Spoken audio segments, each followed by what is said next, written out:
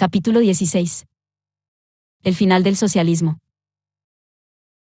La salud de la Rusia revolucionaria, sin embargo, está sujeta a una condición indispensable, que nunca, como le pasó una vez a la Iglesia, se abra un mercado negro de poder.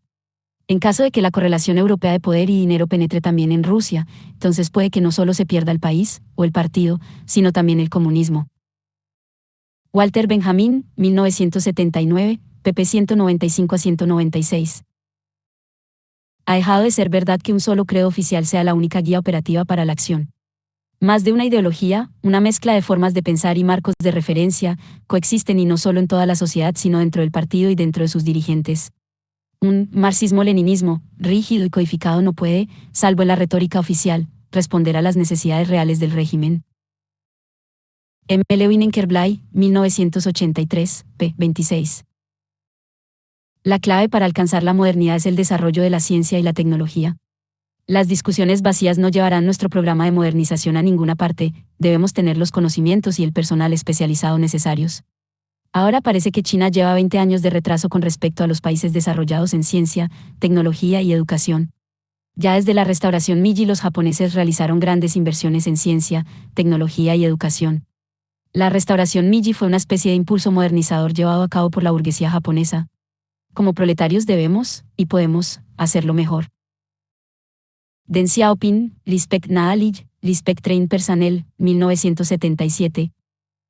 Y en los años 70, un país socialista estaba especialmente preocupado por su atraso económico relativo, aunque solo fuese porque su vecino, Japón, era el país capitalista que tenía un éxito más espectacular. El comunismo chino no puede considerarse únicamente una variante del comunismo soviético, y mucho menos una parte del sistema de satélites soviéticos. Ello se debe a una razón: el comunismo chino triunfó en un país con una población mucho mayor que la de la Unión Soviética, mucho mayor, en realidad, que la de cualquier otro estado. Incluso tomando en cuenta la inseguridad de la demografía china, algo así como 1 de cada 5 seres humanos era un chino que vivía en la China continental. Había también una importante diáspora china en el este y sureste asiáticos. Es más, China no solo era mucho más homogénea nacionalmente que la mayoría de los demás países, cerca del 94% de su población estaba compuesta por chinos han, sino que había formado una sola unidad política, aunque rota intermitentemente, durante un mínimo de 2000 años. Y lo que es más, durante la mayor parte de esos 2 milenios el imperio chino, y probablemente la mayoría de sus habitantes que tenían alguna idea al respecto, habían creído que China era el centro y el modelo de la civilización mundial. Con pocas excepciones, todos los otros países en los que triunfaron regímenes comunistas, incluyendo la Unión Soviética, eran y se consideraban culturalmente atrasados y marginales en relación con otros centros más avanzados de civilización. La misma estridencia con que la Unión Soviética insistía, durante los años del estalinismo, en su independencia intelectual y tecnológica respecto de Occidente, y en la reivindicación para sí de todas las invenciones punteras, desde el teléfono a la navegación aérea, constituía un síntoma elocuente de su sentimiento de inferioridad. 149. No fue este el caso de China que, harto razonablemente, consideraba su civilización clásica, su arte, escritura y sistema social de valores como una fuente de inspiración y un modelo para otros, incluyendo Japón. No tenía ningún sentimiento de inferioridad intelectual o cultural, fuese a título individual o colectivo, respecto de otros pueblos, que China no hubiese tenido ningún estado vecino que pudiera amenazarla, y que, gracias a la adopción de las armas de fuego, no tuviese dificultad en rechazar a los bárbaros de sus fronteras. Confirmó este sentimiento de superioridad, aunque dejó al imperio indefenso para resistir la expansión imperial de Occidente. La inferioridad tecnológica de China, que resultó evidente en el siglo XIX, cuando se tradujo en inferioridad militar, no se debía a una incapacidad técnica o educativa, sino al propio sentido de autosuficiencia y confianza de la civilización tradicional China. Esto fue lo que les impidió hacer lo que hicieron los japoneses tras la restauración Meiji en 1868, abrazar la modernización, adoptando modelos europeos. Esto solo podía hacerse, y se haría, sobre las ruinas del antiguo imperio chino, guardián de la vieja civilización, y a través de una revolución social que sería al propio tiempo una revolución cultural contra el sistema confuciano. El comunismo chino fue, por ello, tanto social como, en un cierto sentido, nacional. El detonante social que alimentó la revolución comunista fue la gran pobreza y opresión del pueblo chino. Primero, de las masas trabajadoras en las grandes urbes costeras de la China central y meridional, que constituían enclaves de control imperialista extranjero y en algunos casos de industria moderna, Shanghái, Cantón, Hong Kong. Posteriormente, del campesinado, que suponía el 90% de la inmensa población del país, y cuya situación era mucho peor que la de la población urbana, cuyo índice de consumo per cápita era casi 2,5 veces mayor. La realidad de la pobreza china es difícil de imaginar para un lector occidental. Cuando los comunistas tomaron el poder, 1952, el chino medio vivía básicamente con medio kilo de arroz o de cereales al día, consumía menos de 80 gramos de té al año y adquiría un nuevo par de zapatos cada 5 años. Estadísticas de China, 1989, cuadros 3.1, 15.2 y 15.5. El elemento nacional actuaba en el comunismo chino tanto a través de los intelectuales de clase media o alta, que proporcionaron la mayoría de sus líderes a los movimientos políticos chinos del siglo XX, como a través del sentimiento, ampliamente difundido entre las masas, de que los bárbaros extranjeros no podían traer nada bueno ni a los individuos que trataban con ellos ni a China en su conjunto. Este sentimiento era plausible, habida cuenta de que China había sido atacada, derrotada, dividida y explotada por todo Estado extranjero que se le había puesto por delante desde mediados del siglo XIX. Los movimientos antiimperialistas de masas de ideología tradicional habían menudeado ya antes del fin del Imperio chino, por ejemplo, el levantamiento de los Boxers en 1900. No hay duda de que la resistencia a la conquista japonesa fue lo que hizo que los comunistas chinos pasaran de ser una fuerza derrotada de agitadores sociales a líderes y representantes de todo el pueblo chino, que propugnasen al propio tiempo la liberación social de los chinos pobres. Hizo que su llamamiento en favor de la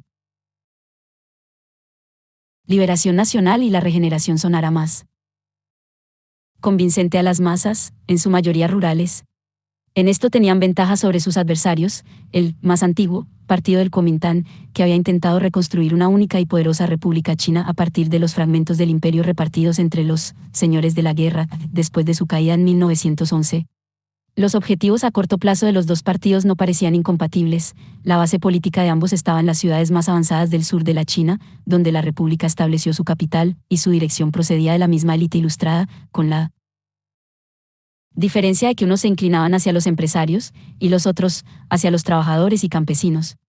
Ambos partidos tenían, por ejemplo, prácticamente el mismo porcentaje de miembros procedentes de los terratenientes tradicionales y de los letrados, las élites de la China imperial, si bien los comunistas contaban con más dirigentes con una formación de tipo occidental. Nortipul, 1966, pp. 378 a 382, ambos surgieron del movimiento antiimperial de 1900, reforzado por el Movimiento de Mayo, la revuelta nacional de estudiantes y profesores que se produjo en Pekín después de 1919. Sun Yat-sen, líder del Kuomintang, era un patriota, demócrata y socialista, que confiaba en el consejo y apoyo de la Rusia soviética, la única potencia revolucionaria y antiimperialista, y que consideraba que el modelo bolchevique de partido único era más apropiado que los modelos occidentales. De hecho, los comunistas se convirtieron en una fuerza muy importante gracias a este vínculo con los soviéticos, que les permitió integrarse en el movimiento oficial nacional y, tras la muerte de San en 1925, participar en el gran avance hacia el norte por el que la República extendió su influencia en la mitad de China que no controlaba. El sucesor de San, Chiang Kai-shek, 1897 a 1975, nunca logró controlar por completo el país, aunque en 1927 rompió con los rusos y proscribió a los comunistas, cuyo principal apoyo en ese tiempo era la pequeña clase obrera urbana. Los comunistas, forzados a centrar su atención en el campo, emprendieron ahora una guerra de guerrillas con apoyo campesino contra el Kuomintang, con escaso éxito, debido a sus propias divisiones y confusiones, y a la lejanía de Moscú respecto de la realidad china. En 1934 sus ejércitos se vieron obligados a retirarse hacia un rincón remoto del extremo noroeste, en la heroica Larga Marcha. Estos hechos convirtieron a Mao Zedong, que había apoyado desde hacía mucho tiempo la estrategia rural, en el líder indiscutible del Partido Comunista en su exilio de Yan'an, pero no ofrecían perspectivas inmediatas de avance comunista. Por el contrario, el Kuomintang extendió su control por la mayor parte del país hasta que se produjo la invasión japonesa de 1937. No obstante, la falta de atractivo que para las masas chinas tenía el Kuomintang y su abandono del proyecto revolucionario, que era al mismo tiempo un proyecto de regeneración y de modernización, hizo que no fueran rival para los comunistas. Chiang Kai-shek nunca fue un Ataturk, otro jefe de una revolución modernizadora, antiimperialista y nacional que entabló amistad con la joven República Soviética, utilizando a los comunistas locales para sus propósitos y apartándose de ellos después, aunque de manera menos estridente que Chiang. Como Ataturk, tenía un ejército, pero no era un ejército con la lealtad nacional y menos aún con la moral revolucionaria de los ejércitos comunistas, sino una fuerza reclutada entre hombres para los que, en tiempos difíciles y de colapso social, un uniforme y un arma constituyen la mejor forma de vivir, y mandado por hombres que sabían, al igual que Mao Zedong, que en tales tiempos, el poder provenía del cañón de un arma, al igual que el provecho y la riqueza. Chiang contaba con el apoyo de buena parte de la clase media urbana y de una parte tal vez mayor de los chinos ricos del extranjero, pero el 90% de los chinos, y casi todo el territorio, estaba fuera de las ciudades.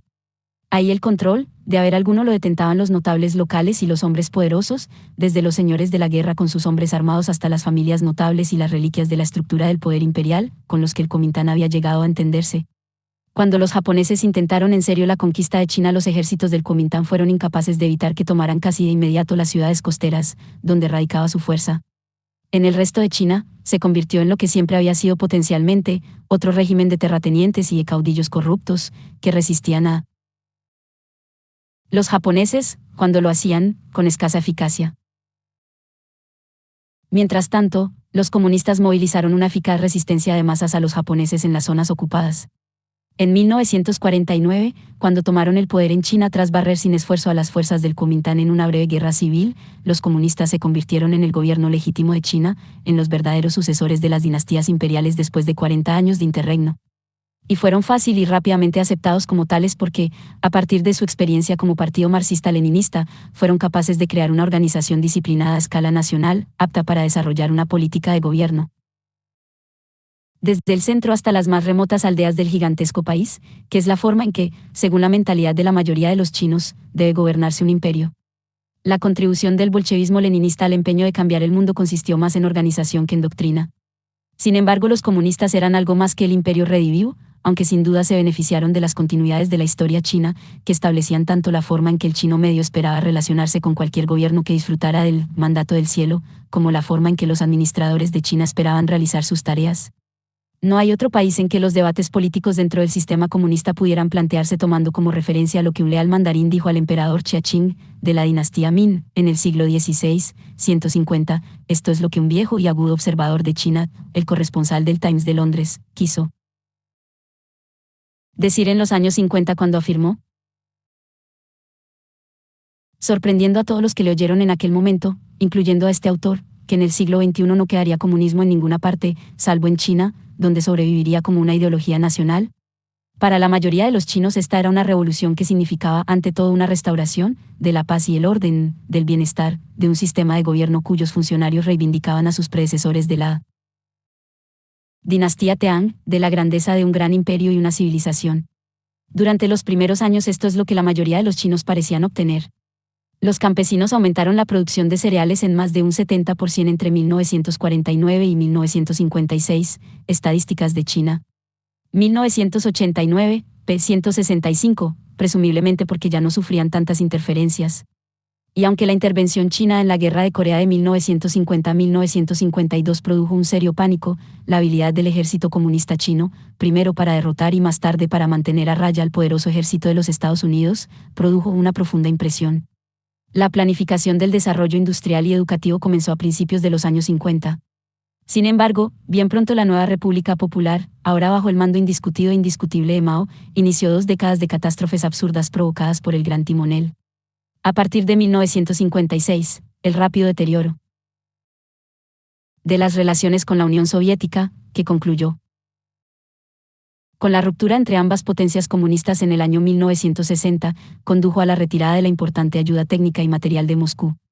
Sin embargo, y aunque lo agravó, esta no fue la causa del calvario del pueblo chino, que se desarrolló en 3 etapas: la fulminante colectivización de la agricultura campesina entre 1955 y 1957, el gran salto adelante de la industria en 1958, seguido por la terrible hambruna de 1959 a 1961, probablemente la mayor del siglo XX, 151, y los 10 años de revolución cultural, que acabaron con la muerte de Mao en 1976. Casi todo el mundo coincide en que estos cataclismos se debieron en buena medida al propio Mao, cuyas directrices políticas solían ser recibidas con aprensión en la cúpula del partido, y a veces, especialmente en el caso del gran salto adelante, con una franca oposición, que solo superó con la puesta en marcha de la revolución cultural. pero no pueden entenderse si no se tienen en cuenta las peculiaridades del comunismo chino, del que Mao se hizo portavoz. A diferencia del comunismo ruso, el comunismo chino prácticamente no tenía relación directa con Marx ni con el marxismo. Se trataba de un movimiento influido por Octubre que llegó a Marx vía Lenin, o más concretamente, vía marxismo-leninismo, estalinista. El conocimiento que Mao tenía de la teoría marxista parece derivar totalmente de la estalinista Historia del PQS, curso introductorio de 1939. Por debajo de este revestimiento marxista-leninista, había, y esto es evidente en el caso de Mao, que nunca salió de China hasta que se convirtió en jefe de Estado, y cuya formación intelectual era enteramente casera, un utopismo totalmente chino. Naturalmente, este utopismo tenía puntos de contacto con el marxismo. Todas las utopías revolucionarias tienen algo en común, y Mao, con toda sinceridad sin duda, tomó aquellos aspectos de Marx y Lenin que encajaban en su visión y los empleó para justificarla. Pero su visión de una sociedad ideal unida por un consenso total, una sociedad en la que, como se ha dicho, la abnegación total del individuo y su total inmersión en la colectividad son la finalidad última, una especie de misticismo colectivista, es lo opuesto del marxismo clásico que, al menos en teoría y como un último objetivo, contemplaba la liberación completa y la realización del individuo. Schwartz, 1966. El énfasis en el poder de la transformación espiritual para llevarlo a cabo remodelando al hombre, aunque se basa en la creencia de Lenin y luego de Stalin, en la conciencia y el voluntarismo, iba mucho más allá. Con toda su fe en el papel de la acción y de la decisión política, Lenin nunca olvidó, como podría haberlo hecho, que las circunstancias prácticas imponían graves limitaciones a la eficacia de la acción, incluso Stalin reconoció que su poder tenía límites. Sin embargo, sin la fe en que las fuerzas subjetivas eran todopoderosas, en que los hombres podían mover montañas y asaltar el cielo si se lo proponían, las locuras del gran salto adelante son inconcebibles. Los expertos decían lo que se podía y no se podía hacer, pero el fervor revolucionario podía superar por sí mismo todos los obstáculos materiales y la mente transformar la materia. Por tanto, ser rojo no es que fuese más importante que ser experto, sino que era su alternativa. En 1958 una oleada unánime de entusiasmo industrializaría China inmediatamente, saltando todas las etapas hasta un futuro en que el comunismo se realizaría inmediatamente. Las incontables fundiciones caseras de baja calidad con las que China iba a duplicar su producción de acero en un año, llegó a triplicarla en 1960, antes de que en 1962 cayese a menos de lo que había sido antes del gran salto, representaban una de las caras de la transformación. Las 24.000 comunas del pueblo, de campesinos establecidas en 1958 en apenas 2 meses representaban la otra cara. Eran totalmente comunistas, no solo porque todos los aspectos de la vida campesina estaban colectivizados, incluyendo la vida familiar, guarderías comunales y comedores que liberaban a las mujeres de las tareas domésticas y el cuidado de los niños, con lo que podían ir, estrictamente reglamentadas, a los campos, sino porque la libre provisión de 6 servicios básicos iba a reemplazar los salarios y los ingresos monetarios. Estos 6 servicios eran comida, cuidados médicos, educación, funerales, cortes de pelo y películas. Naturalmente, esto no funcionó. En pocos meses, y ante la resistencia pasiva, los aspectos más extremos del sistema se abandonaron, aunque no sin que antes, como en la colectivización estalinista, se combinasen con la naturaleza para producir el hambre de 1960 a 1961. En cierto sentido, esta fe en la capacidad de la transformación voluntarista se apoyaba en una fe específicamente maoísta en el pueblo, presto a transformarse y por tanto a tomar parte creativamente, y con toda la tradicional inteligencia e ingenio chinos, en la gran marcha hacia adelante. Era la visión esencialmente romántica de un artista, si bien, en opinión de aquellos que pueden juzgar la poesía y la caligrafía que a Mao le gustaba cultivar, no demasiado bueno. Sus obras no son tan malas como las pinturas de Hitler, pero no son tan buenas como las de Churchill, en opinión del orientalista británico Arthur Weilly, usando la pintura como una analogía de la poesía. Esto le llevó, en contra de los consejos escépticos y realistas de otros dirigentes comunistas, a realizar una llamada a los intelectuales de la vieja élite para que contribuyeran libremente con sus aportaciones a la campaña de las 100 flores, en 1956 a 1957, dando por sentado que la revolución, o quizás él mismo, ya habrían transformado a esas alturas a los intelectuales. Dejad que florezcan 100 flores, dejad que contiendan 100 escuelas de pensamiento. Cuando, como ya habían previsto camaradas menos inspirados, esta explosión de libre pensamiento mostró la ausencia de un unánime entusiasmo por el nuevo orden, Mao vio confirmada su instintiva desconfianza hacia los intelectuales. Esta iba a encontrar su expresión más espectacular en los 10 años de la Gran Revolución Cultural, en que Prácticamente se paralizó la educación superior y los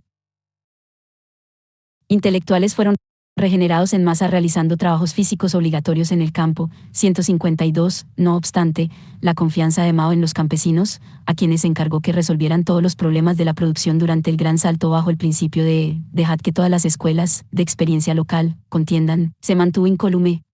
Porque, y este es otro aspecto del pensamiento de Mao que encontró apoyo en sus lecturas sobre dialéctica marxista, Mao estaba convencido de la importancia de la lucha, del conflicto y de la tensión como algo que no solamente era esencial para la vida, sino que evitaría la recaída en las debilidades de la vieja sociedad china, cuya insistencia en la permanencia y en la armonía inmutables había sido su mayor flaqueza. La revolución, el propio comunismo, solo podían salvarse de la degeneración inmovilista mediante una lucha constantemente renovada. La revolución no podía terminar nunca. La peculiaridad de la política maoísta estribaba en que era, al mismo tiempo, una forma extrema de occidentalización y una revisión parcial de los modelos tradicionales, en los que se apoyaba de hecho, ya que el viejo imperio chino se caracterizaba, al menos en los periodos en que el poder del emperador era fuerte y seguro, y gozaba por tanto de legitimidad, por la autocracia del gobernante y la aquiescencia y obediencia de los súbditos. 1966, p. 241, el solo hecho de que el 84% de los pequeños propietarios campesinos hubiera aceptado pacíficamente la colectivización en menos de un año. 1956, sin que hubiera, a primera vista, ninguna de las consecuencias de la colectivización soviética, habla por sí mismo. La industrialización, siguiendo el modelo soviético basado en la industria pesada, era la prioridad incondicional. Los criminales disparates del Gran Salto se debieron en primer lugar a la convicción, que el régimen chino compartía con el soviético, de que la agricultura debía provisionar a la industrialización y mantenerse a la vez a sí misma sin desviar recursos de la inversión industrial a la agrícola. En esencia, esto significó sustituir incentivos morales por materiales, lo que se tradujo en la práctica, por reemplazar con la casi limitada cantidad de fuerza humana disponible en China la tecnología que no se tenía. Al mismo tiempo, el campo seguía siendo la base del sistema de Mao, como lo había sido durante la época guerrillera, y, a diferencia de la Unión Soviética, el modelo del Gran Salto también lo convirtió en el lugar preferido para la industrialización. Al contrario que la Unión Soviética, la China de Mao no experimentó un proceso de urbanización masiva. No fue hasta los años 80 cuando la población rural china bajó del 80%. Pese a lo mucho que nos pueda impresionar el relato de 20 años de maoísmo, que combinan la inhumanidad y el oscurantismo con los absurdos surrealistas de las pretensiones hechas en nombre de los pensamientos del líder divino, no debemos olvidar que, comparado con los niveles de pobreza del tercer mundo, el pueblo chino no iba mal. Al final de la era de Mao, el consumo medio de alimentos en calorías de un chino estaba un poco por encima de la media de todos los países, por encima de 14 países americanos, de 38 africanos y justo en la media de los asiáticos, es decir, muy por encima de los países del sur y sureste de Asia, salvo Malasia y Singapur. Taylor y Jodice, 1986, cuadro 4.4.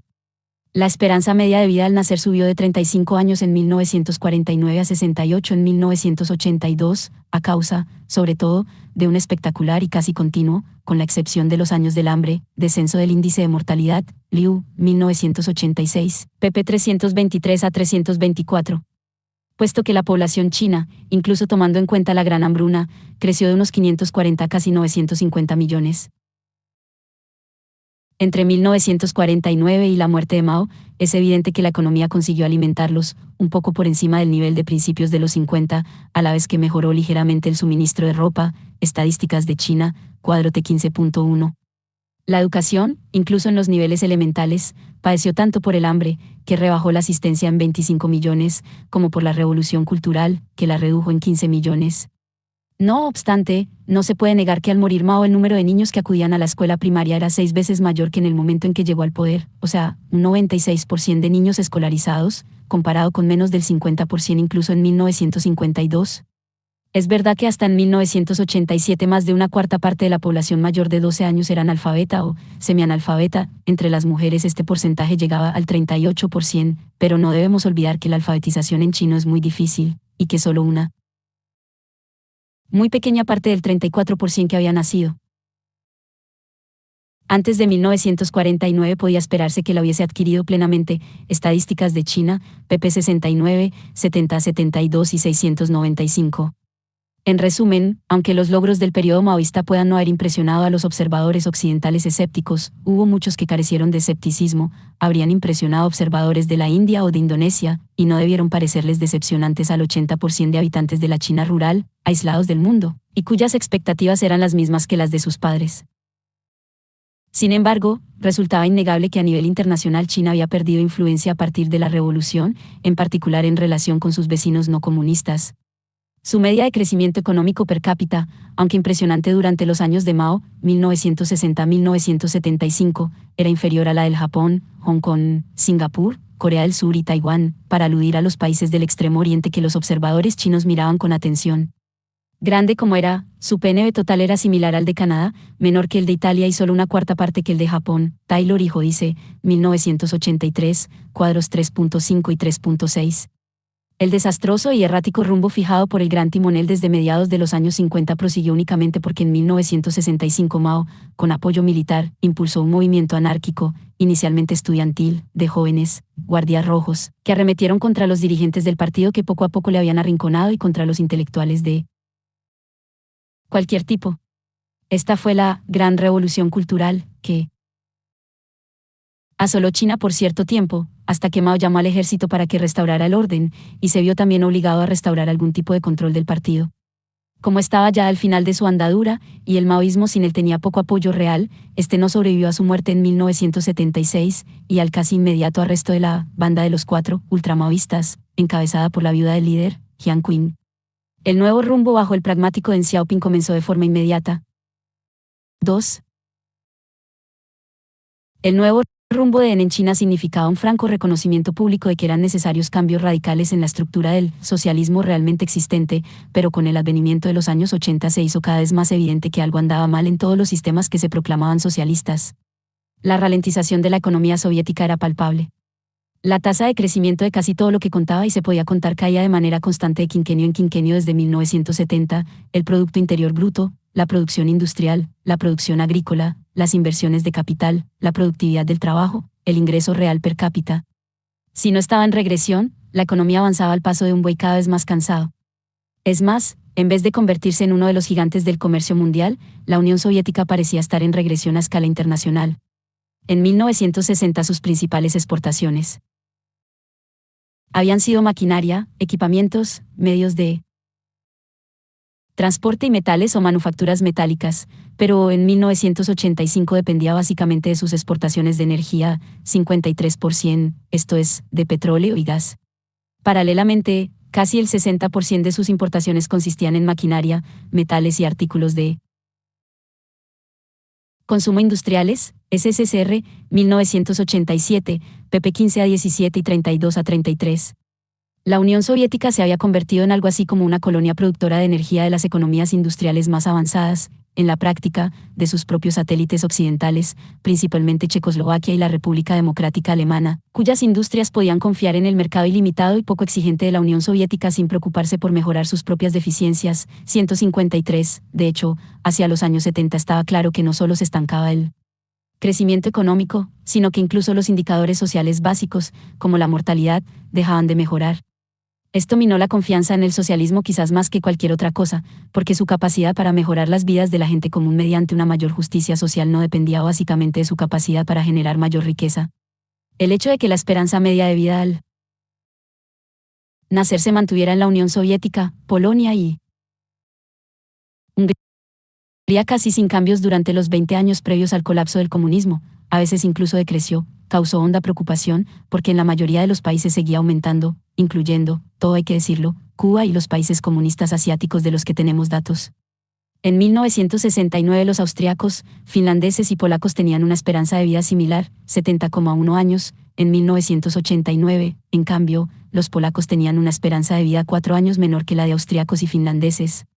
Esto podía traducirse en una población más sana, como sugirieron los demógrafos, pero solo porque en los países socialistas moría gente que hubiese podido mantenerse con vida en los países capitalistas. Riley, 1991. Los reformistas soviéticos y de los países afines observaban estas evoluciones con creciente ansiedad. The World Bank Atlas 1990, pp 6-9 y World Tables, 1991, PASIM. En esta misma época, otro síntoma evidente de la decadencia de la Unión Soviética se refleja en el auge del término nomenclatura, que parece que llegó a Occidente por medio de los escritos de los disidentes. Hasta entonces, el cuerpo de funcionarios formado por los cuadros del partido, que constituía el sistema de mando de los estados leninistas, se había mirado desde el exterior con respeto y con cierta admiración, si bien los opositores internos derrotados, como los trotskistas y, en Yugoslavia, Milovan Djilas, 1957, ya habían señalado su potencial de degeneración burocrática y corrupción personal. De hecho, en los años 50, incluso en los 60, el tono general de los comentarios en Occidente y, en especial, en los Estados Unidos señalaba que el secreto del avance global del comunismo residía en el sistema organizativo de los partidos comunistas y en su cuerpo de cuadros altruistas y monolíticos que seguían lealmente, aunque a veces brutalmente, la línea Feinsod, 1956, Brzezinski, 1962, Duarjey, 1972. Por otro lado, el término nomenclatura, prácticamente desconocido antes de 1980, excepto como parte de la jerga administrativa del PQS, sugería precisamente las debilidades de la egoísta burocracia del partido en la era de Brezhnev, una combinación de incompetencia y corrupción. Y se hizo cada vez más evidente que la Unión Soviética misma funcionaba, fundamentalmente, mediante un sistema de patronazgo, nepotismo y pago. Con la excepción de Hungría, los intentos serios de reformar las economías socialistas europeas se abandonaron desesperanzadamente tras la Primavera de Praga. En cuanto a los intentos ocasionales de volver a la antigua forma de las economías dirigidas, bien en su modelo estalinista, como hizo Ceausescu en Rumanía, bien en la forma maoísta que reemplazaba la economía con el celo moral voluntarista, como en el caso de Fidel Castro, cuanto menos se hable de ellos, mejor. Los años de Brezhnev serían llamados años de estancamiento por los reformistas, esencialmente porque el régimen había dejado de intentar hacer algo serio respecto de una economía en visible decadencia. Comprar trigo en el mercado mundial era más fácil que intentar resolver la en apariencia creciente incapacidad de la agricultura soviética para alimentar al pueblo de la URSS.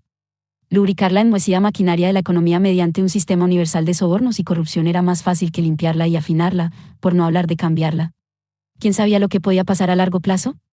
A corto plazo parecía más importante mantener contentos a los consumidores o, de ser eso imposible, mantener su descontento dentro de unos límites. De ahí que fuese probablemente en la primera mitad de la década de los 70 cuando la mayoría de los habitantes de la URSS estuvieron y se sintieron mejor que en cualquier otro momento de su vida que pudieran recordar. El problema para el socialismo realmente existente europeo estribaba en que, a diferencia de la Unión Soviética de entreguerras, que estaba virtualmente fuera de la economía mundial y era, por tanto, inmune a la Gran Depresión, el socialismo estaba ahora cada vez más involucrado en ella y, por tanto, no era inmune a las crisis de los años 70.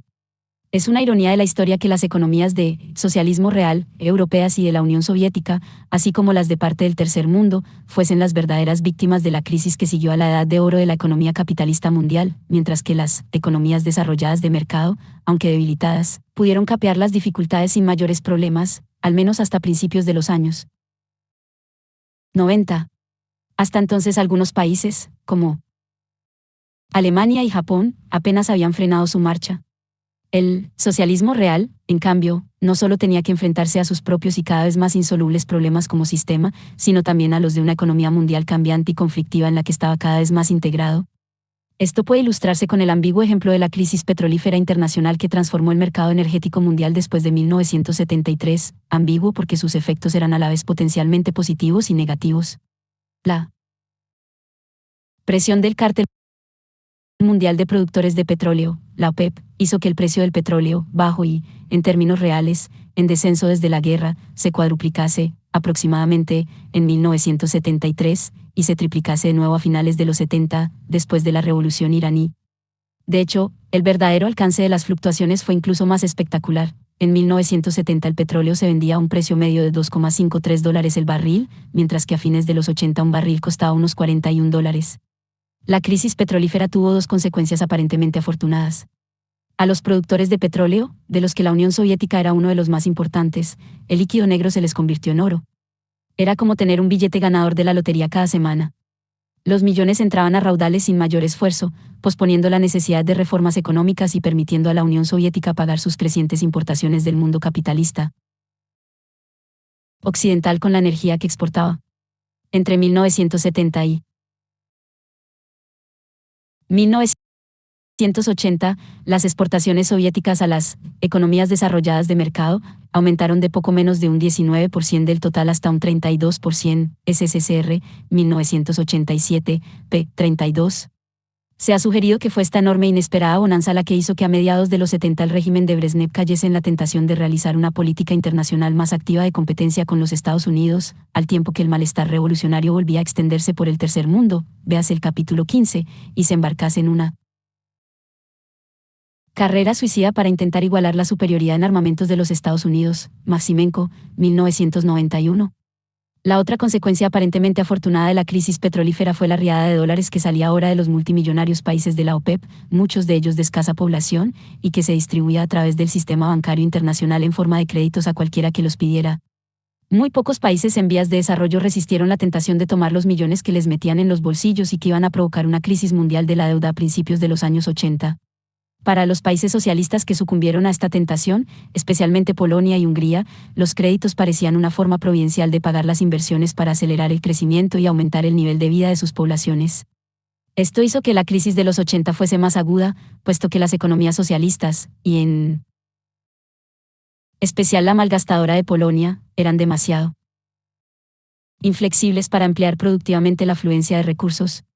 El mero hecho de que el consumo petrolífero cayera en la Europa occidental, 1973 a 1985, en un 40% como respuesta al aumento de los precios, pero que en la Unión Soviética y en la Europa oriental solo lo hicieran un 20% en el mismo periodo, habla por sí mismo. Collo, 1990, p. 39. Que los costos de producción soviéticos aumentaran considerablemente mientras los pozos de petróleo rumanos se secaban hacia el fracaso en el ahorro de energía más notable. A principios de los años 80 la Europa oriental se encontraba en una aguda crisis energética. Esto, a su vez, produjo escasez de comida y de productos manufacturados, salvo donde, como en Hungría, el país se metió en mayores deudas, acelerando la inflación y disminuyendo los salarios reales. Esta fue la situación en que el socialismo realmente existente en Europa entró en la que iba a ser su década final. La única forma eficaz e inmediata de manejar esta crisis era el tradicional recurso stalinista a las restricciones y a las estrictas órdenes centrales, al menos allí donde la planificación central todavía seguía funcionando, cosa que ya no sucedía en Hungría y Polonia. Esto funcionó entre 1981 y 1984. La deuda disminuyó en un 35 a 70%, salvo en estos dos países, lo que incluso engendró esperanzas ilusorias de volver a un crecimiento económico sin realizar reformas básicas, y llevó a un gran salto atrás, a la crisis de la deuda y a un mayor deterioro en las perspectivas económicas. Collo, 1990. p. 41. Fue en este momento cuando Mikhail Sergeyevich Gorbachov se convirtió en el líder de la Unión Soviética. 3. Llegados aquí tenemos que volver de la economía a la política del socialismo realmente existente, puesto que la política, tanto la alta como la baja, causaría el colapso eurosoviético de 1989 a 1991. Políticamente, la Europa oriental era el talón de Aquiles del sistema soviético, y Polonia, y en menor medida Hungría, su punto más vulnerable. Desde la primavera de Praga quedó claro, como hemos visto, que muchos de los regímenes satélites comunistas habían perdido su legitimidad. 154. Estos regímenes se mantuvieron en el poder mediante la coerción del Estado, respaldada por la amenaza de invasión soviética o, en el mejor de los casos, como en Hungría, dando a los ciudadanos unas condiciones materiales y una libertad relativa superiores a las de la media de la Europa del Este, que la crisis económica hizo imposible mantener. Sin embargo, con una excepción, no era posible ninguna forma seria de oposición organizada. Política o pública.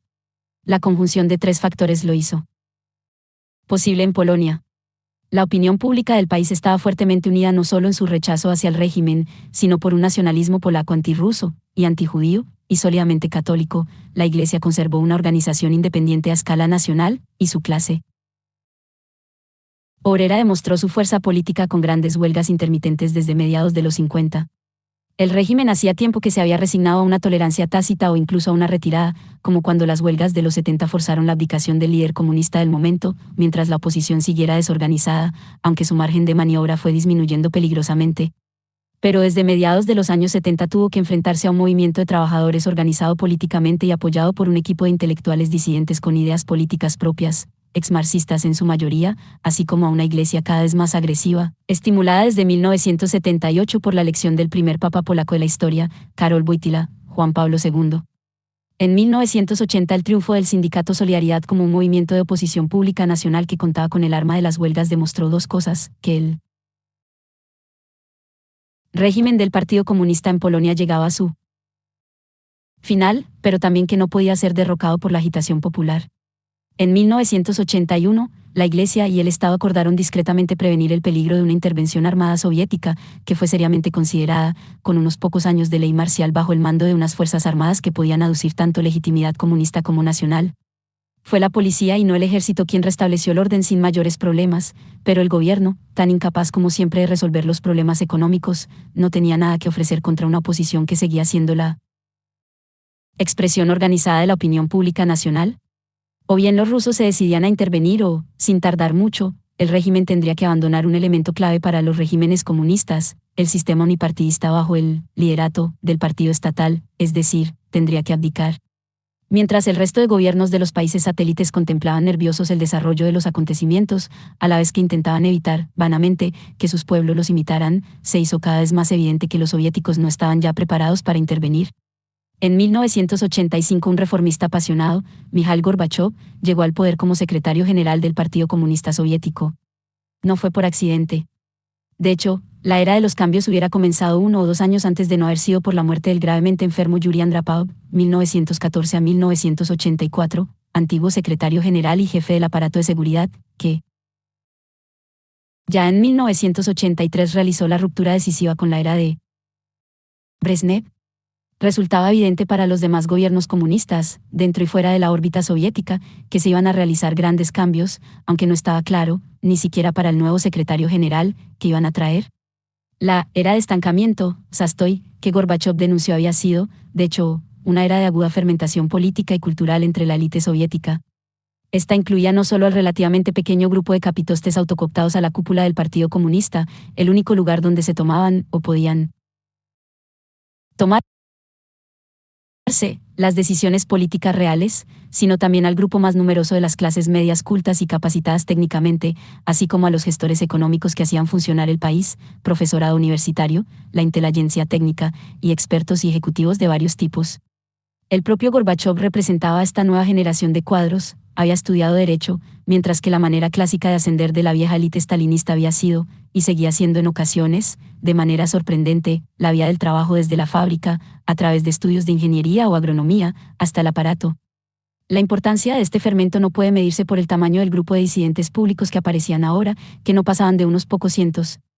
Prohibidas o semilegalizadas, gracias a la influencia de editores valientes como el del famoso diario Nový Mir, la crítica y la autocrítica impregnaron la amalgama cultural de la Unión Soviética Metropolitana en tiempos de Brezhnev, incluyendo a importantes sectores del partido y del Estado, en especial en los servicios de seguridad y exteriores. La amplia y súbita respuesta a la llamada de Gorbachov a la glasnost, apertura a transparencia, difícilmente puede explicarse de otra manera. Sin embargo, la respuesta de los estratos políticos e intelectuales no debe tomarse como la respuesta de la gran masa de los pueblos soviéticos. Para estos, a diferencia de para la mayoría de los pueblos del este de Europa, el régimen soviético estaba legitimado y era totalmente aceptado, aunque solo fuera porque no habían conocido otro, salvo el de la ocupación alemana de 1941 a 1944, que no había resultado demasiado atractivo. En 1990, todos los húngaros mayores de 60 años tenían algún recuerdo de adolescencia o madurez de la era precomunista, pero ningún habitante de la Unión Soviética menor de 88 años podía haber tenido de primera mano una experiencia parecida. Y si el gobierno del Estado soviético había tenido una continuidad ininterrumpida que podía remontarse hasta el final de la guerra civil, el propio país la había tenido, ininterrumpida o casi, desde mucho más lejos, salvo por lo que se refiere a los territorios de la frontera occidental, tomados o recuperados en los años 1939 y 1940. Era el viejo imperio zarista con una nueva dirección. De ahí que antes de finales de los años 80 no hubiera síntomas serios de separatismo político en ningún lugar, salvo en los países bálticos, que de 1918 a 1949 fueron estados independientes, Ucrania occidental, que antes de 1918 formaba parte del imperio de los Habsburgo y no del ruso, y quizás Besarabia, Moldavia, que desde 1918 hasta 1940 formó parte de Rumanía. De todas formas, ni siquiera en los estados bálticos había mucha más disidencia que en Rusia, Líban, 1993. Además, el régimen soviético no solo tenía un arraigo y un desarrollo domésticos, con el transcurso del tiempo el partido, que al principio era mucho más fuerte en la Gran Rusia que en otras nacionalidades, llegó a reclutar casi el mismo porcentaje de habitantes en las repúblicas europeas y en las transcaucásicas, sino que el pueblo, de forma difícil de explicar, llegó a moldarse al régimen de la misma manera que el régimen se había moldado a ellos.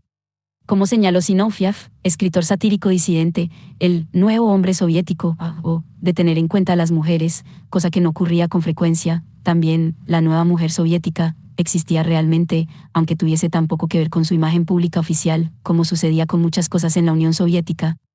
Estaban cómodos en el sistema, Zinoviev, 1979, que les proporcionaba una subsistencia garantizada y una amplia seguridad social, a un nivel modesto pero real, una sociedad igualitaria tanto social como económicamente y, por lo menos, una de las aspiraciones tradicionales del socialismo, el derecho a la pereza, reivindicado por Paul Lafargue, 1883.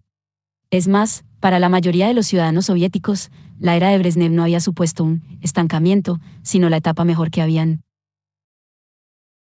conocido, ellos y hasta sus padres y sus abuelos.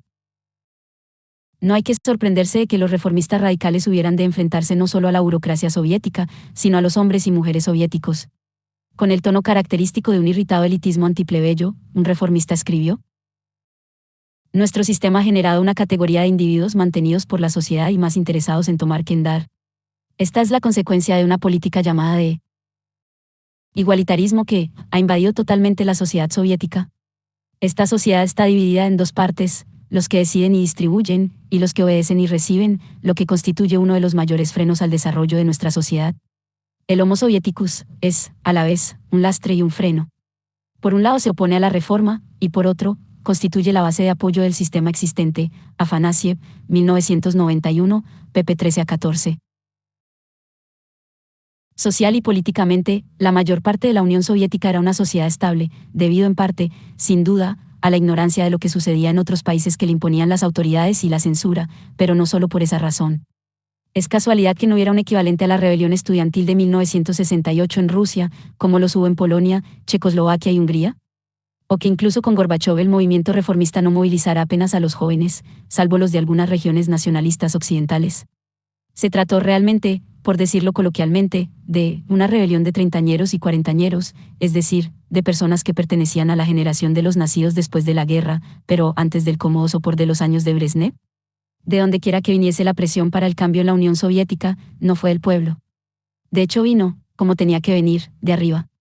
No está clara la forma en que un comunista reformista, apasionado y sincero, se convirtió en el sucesor de Stalin.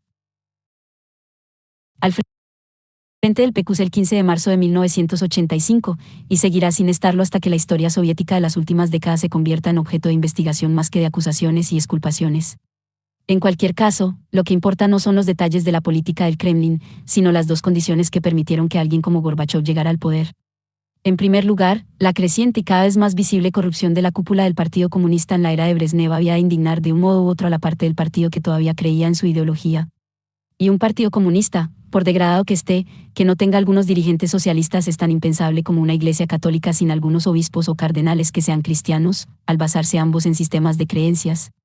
En segundo lugar, los estratos ilustrados y técnicamente competentes, que eran los que mantenían la economía soviética en funcionamiento, eran conscientes de que sin cambios drásticos y fundamentales el sistema se hundiría más pronto o más tarde, no solo por su propia ineficacia e inflexibilidad, sino porque sus debilidades se sumaban a las exigencias de una condición de superpotencia militar que una economía en decadencia no podía soportar. La presión militar sobre la economía se había incrementado de forma peligrosa desde 1980 cuando, por primera vez en varios años, las Fuerzas Armadas soviéticas se encontraron involucradas directamente en una guerra. Se enviaron fuerzas a Afganistán para asegurar algún tipo de estabilidad en aquel país, que desde 1978 había estado gobernado por un partido democrático del pueblo, formado por comunistas locales, que se dividió en dos facciones en conflicto, cada una de las cuales enfrentaba a los terratenientes locales, al clero musulmán y a otros partidarios del statu quo con medidas tan impías como la reforma agraria y los derechos de la mujer. El país se había mantenido tranquilo en la esfera de influencia soviética desde principios de los años 50, sin que la tensión sanguínea de Occidente se hubiese alterado apreciablemente. Sin embargo, los Estados Unidos decidieron considerar que la intervención soviética era una gran ofensiva militar dirigida contra el mundo libre. Empezaron a enviar dinero y armamento a manos llenas, vía Pakistán, a los guerrilleros fundamentalistas musulmanes de las montañas. Como era de esperar, el gobierno afgano, con fuerte apoyo soviético, apenas tuvo problemas para mantener bajo su control las mayores ciudades del país, pero el coste para la Unión Soviética resultó excesivamente alto. Afganistán se convirtió, como algunas personas de Washington habían buscado, en el Vietnam de la Unión Soviética. Así las cosas, ¿qué podía hacer el nuevo líder soviético para cambiar la situación en la URSS sino acabar, tan pronto como fuera posible, la Segunda Guerra Fría con los Estados Unidos que estaba desangrando su economía?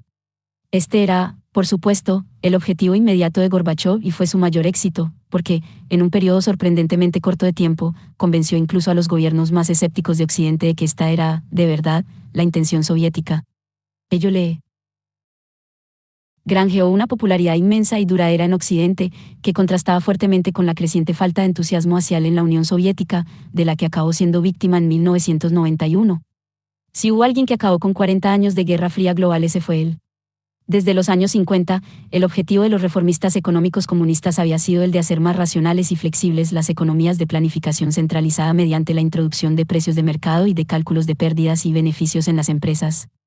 Los reformistas húngaros habían recorrido algún camino en esa dirección y, si no llega a ser por la ocupación soviética de 1968, los reformistas checos hubieran ido incluso más lejos. Ambos esperaban que esto haría más fácil la liberalización y democratización del sistema político. Esta era, también, la postura de Gorbachov, 155, que la consideraba una forma natural de restaurar o establecer un socialismo mejor que el realmente existente. Es posible pero poco probable que algún reformista influyente de la Unión Soviética considerase el abandono del socialismo, aunque solo fuera porque ello parecía difícil desde un punto de vista político, si bien destacados economistas partidarios de las reformas empezaron a concluir que el sistema, cuyos defectos se analizaron sistemática y públicamente en los 80, podía reformarse desde dentro. 156. 4. Gorbachov inició su campaña de transformación del socialismo soviético con los dos lemas de perestroika o reestructuración, tanto económica como política, y glasnost o libertad de información. 157. Pronto se hizo patente que iba a producirse un conflicto insoluble entre ellas.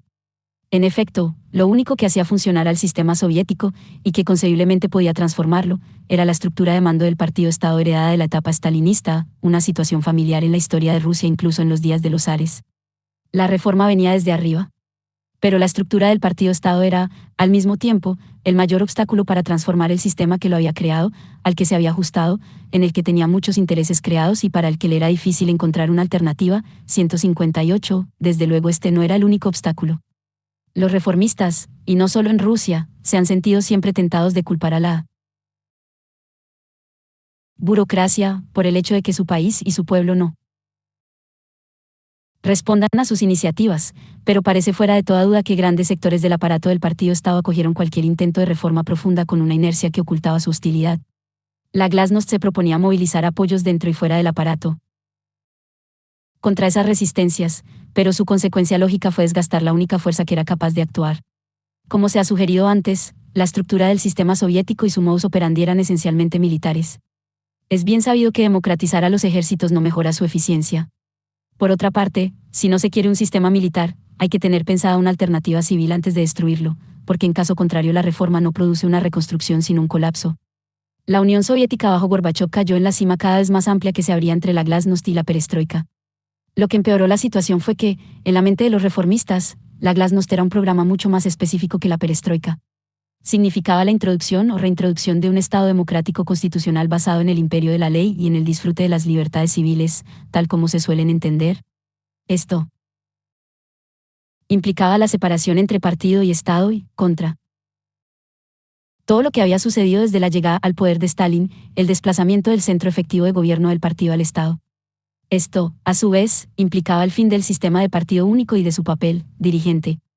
También, obviamente, el resurgimiento de los soviets en todos los niveles, en forma de asambleas representativas genuinamente elegidas, culminando en un soviet supremo que iba a ser una asamblea legislativa verdaderamente soberana que otorgase el poder a un ejecutivo fuerte, pero que fuese también capaz de controlarlo. Esta era, al menos, la teoría. En la práctica, el nuevo sistema constitucional llegó a instalarse. Pero el nuevo sistema económico de la perestroika apenas había sido esbozado en 1987 a 1988 mediante una legalización de pequeñas empresas privadas, cooperativas, y es decir, de gran parte de la economía sumergida, y con la decisión de permitir, en principio, que quebraran las empresas estatales con pérdidas permanentes. La distancia entre la retórica de la reforma económica y la realidad de una economía que iba palpablemente para abajo se ensanchaba día a día. Esto era extremadamente peligroso, porque la reforma constitucional se limitaba a desmantelar un conjunto de mecanismos políticos y los reemplazaba por otros. Pero dejaba abierta la cuestión de cuáles serían las tareas de las nuevas instituciones, aunque los procesos de decisión iban a ser, presumiblemente, más engorrosos en una democracia que en un sistema de mando militar.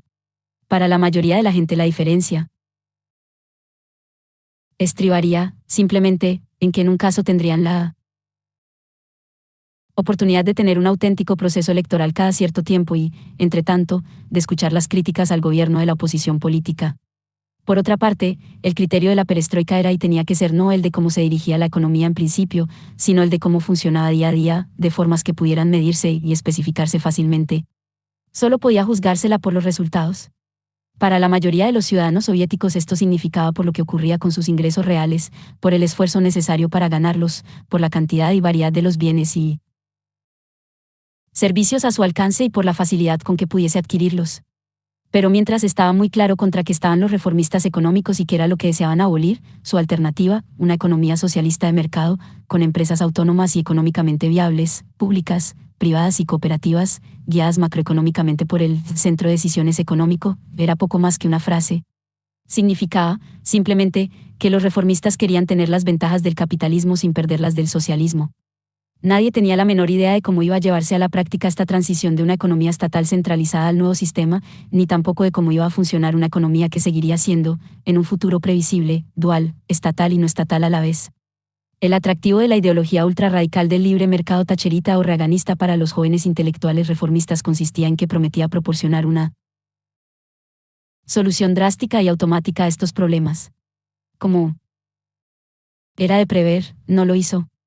Lo más cercano a un modelo de transición para los reformistas de Gorbachov era probablemente el vago recuerdo histórico de la nueva política económica de 1921 a 1928. Esta, al fin y al cabo, había alcanzado resultados espectaculares en revitalizar la agricultura, el comercio, la industria y las finanzas durante varios años después de 1921, y había saneado una economía colapsada porque confió en las fuerzas del mercado. Bernikov, 1989, p. 13. Es más, una política muy parecida de liberalización de mercados y descentralización había producido, desde el final del maoísmo, resultados impresionantes en China, cuya tasa de crecimiento del PNB durante los años 80, una media del 10% anual, solo fue superada por la de Corea del Sur, World Bank Atlas, 1990. Pero no había comparación posible entre la Rusia paupérrima, tecnológicamente atrasada y predominantemente rural de los años 20 y la URSS urbana e industrializada de los 80, cuyo sector más avanzado, el complejo científico militar industrial, incluyendo el programa espacial, dependía de un mercado con un solo comprador. No es arriesgado decir que la perestroika hubiera funcionado mucho mejor si en 1980 Rusia hubiera seguido siendo, como China en esa fecha, un país con un 80% de campesinos, cuya idea de una riqueza más allá de los sueños de avaricia era un aparato de televisión.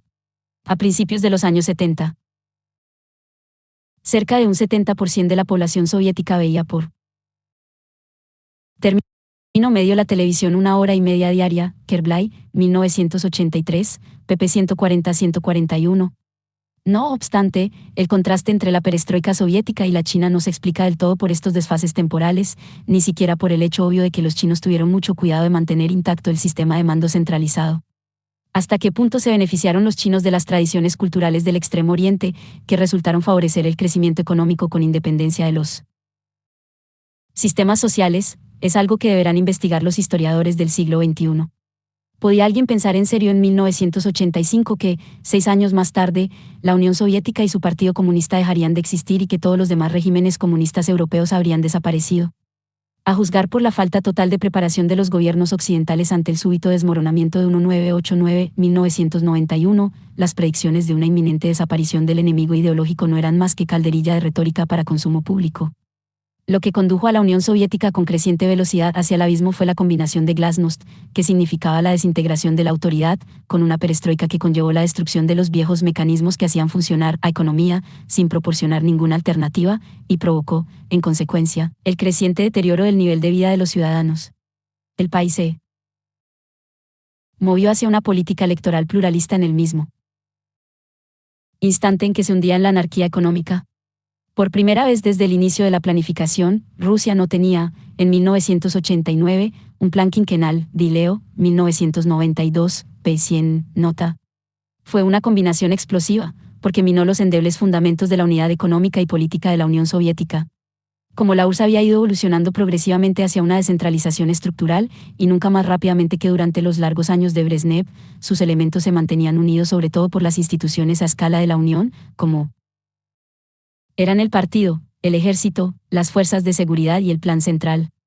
De facto, gran parte de la Unión Soviética era un sistema de señoríos feudales autónomos.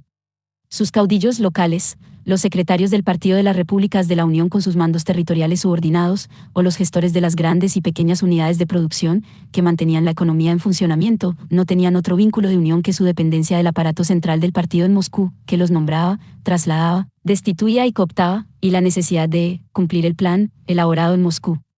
Dentro de estos amplios límites, los caciques territoriales gozaban de una independencia considerable. De hecho, la economía no hubiera funcionado en absoluto de no haber sido por el desarrollo, emprendido por quienes verdaderamente gobernaban las instituciones que tenían funciones reales, de una red de relaciones laterales independientes del centro. Este sistema de tratos, trueques e intercambios de favores con otras élites en posición similar constituía una segunda economía dentro del conjunto nominalmente planificado. Hay que añadir que, a medida que la Unión Soviética se convertía en una sociedad industrial y urbana más compleja, los cuadros encargados de la producción, distribución y atención general a la ciudadanía tenían poca simpatía por los ministerios y por las figuras del partido, que, si bien eran sus superiores, no tenían unas funciones concretas claras, excepto la de enriquecerse, como muchos hicieron durante la época de Brezhnev, a veces de manera espectacular. El rechazo de la enorme y extendida corrupción de la nomenclatura fue el carburante inicial para el proceso de reforma, de ahí que Gorbachov encontrara un apoyo sólido para su perestroika en estos cuadros económicos, en especial en los del complejo militar industrial, que querían mejorar la gestión de una economía estancada y, en términos técnicos y científicos, paralizada. Nadie sabía mejor que ellos lo mal que se habían puesto las cosas. Por otro lado, no necesitaban del partido para llevar a cabo sus actividades. Si la burocracia del partido desaparecía, ellos seguirían en sus puestos. Eran indispensables, y la burocracia, no. Siguieron ciertamente allí tras el desmoronamiento de la URSS, organizados como grupo de presión en la nueva, 1990, Unión Científico-Industrial, NPS, y en sus sucesoras, tras el final del comunismo, como los potenciales propietarios legales de las empresas que habían dirigido antes sin derechos legales de propiedad. A pesar de lo corrupto, ineficaz y parasitario que había sido el sistema de partido único, seguía siendo esencial en una economía basada en un sistema de órdenes. La alternativa a la autoridad del partido no iba a ser la autoridad constitucional y democrática, sino, a corto plazo, la ausencia de autoridad. ¿Esto es lo que pasó en realidad? Gorbachov, al igual que su sucesor Yeltsin, trasladó la base de su poder del partido al Estado y, como presidente constitucional, acumuló legalmente poderes para gobernar por decreto, mayores en algunos aspectos, por lo menos en teoría, que aquellos de que ningún dirigente soviético anterior hubiese disfrutado. Formalmente, ni siquiera Stalin, Dileo, 1992, p. 111. Nadie se dio cuenta de ello, salvo las recién instauradas asambleas democráticas o, mejor constitucionales, el Congreso del Pueblo y el Soviet Supremo, 1989. Nadie gobernaba o, más bien, nadie obedecía ya en la Unión Soviética. Como un gigantesco petrolero averiado dirigiéndose hacia los acantilados, una Unión Soviética sin rumbo avanzaba hacia la desintegración. Las líneas por las que se iba a fracturar ya se habían trazado. Por un lado estaba el sistema de poder territorial autónomo encarnado en la estructura federal del Estado, y por otro, los complejos económicos autónomos. Puesto que la teoría oficial en la que se había basado la construcción de la Unión postulaba la autonomía territorial para los grupos nacionales, tanto en las 15 repúblicas de la Unión como en las regiones y áreas autónomas dentro de cada una de ellas, 159, la fractura nacionalista estaba potencialmente dentro del sistema, si bien, con la Excepción de los 3 pequeños estados bálticos, el separatismo era algo impensable antes de 1988, cuando se fundaron los primeros frentes nacionalistas y organizaciones de campaña, como respuesta a la Glasnost, en Estonia, Letonia, Lituania y Armenia. Sin embargo, en esta fase, e incluso en los estados bálticos, no se dirigían contra el centro sino más bien contra los partidos comunistas locales, poco gorbachovistas, o, como en Armenia, contra el vecino Azerbaiyán. El objetivo no era todavía la independencia, aunque el nacionalismo se radicalizó rápidamente en 1989 a 1990 por el impacto de la carrera política electoral y la lucha entre los reformistas radicales y la resistencia organizada del establishment del viejo partido en las nuevas asambleas, así como por las fricciones entre Gorbachov y su resentida víctima, rival y finalmente sucesor, Boris Yeltsin. Los reformistas radicales buscaron apoyo contra los jerarcas del partido atrincherados en el poder en los nacionalistas de las repúblicas y, al hacerlo, los reforzaron. En la propia Rusia, apelar a los intereses rusos contra las repúblicas periféricas, subsidiadas por Rusia y que se creía que vivían mejor, supuso un arma poderosa en la lucha de los radicales para expulsar a la burocracia del partido, atrincherada en el aparato central del Estado. Para Boris Yeltsin, un viejo dirigente del partido que combinaba los talentos de la vieja política, dureza y sagacidad, con los de la nueva, demagogia, jovialidad y olfato para los medios de comunicación, el camino hasta la cumbre pasaba por la conquista de la Federación Rusa, lo que le permitiría soslayar las instituciones de la Unión Gorbachoviana. Hasta entonces, en efecto, la Unión y su principal componente, la Federación Rusa, no estaban claramente diferenciadas. Al transformar Rusia en una república como las demás, Yeltsin favoreció, de facto, la desintegración de la Unión, que sería suplantada por una Rusia bajo su control, como ocurrió en 1991. La desintegración económica ayudó a acelerar la desintegración política y fue alimentada por ella.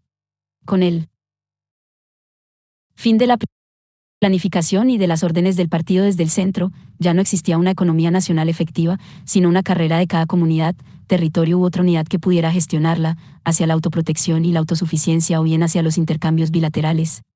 Los gestores de las ciudades provinciales con grandes empresas, acostumbrados a tal tipo de arreglos, cambiaban productos industriales por alimentos con los jefes de las granjas colectivas regionales, como hizo Hidaspo, el jefe del partido en Leningrado, que en un espectacular ejemplo de estos intercambios resolvió una escasez de grano en la ciudad con una llamada Nazarbayev, el jefe del partido en Kazajstán, que arregló un trueque de cereales por calzado y acero, Yuval Direv, 1990.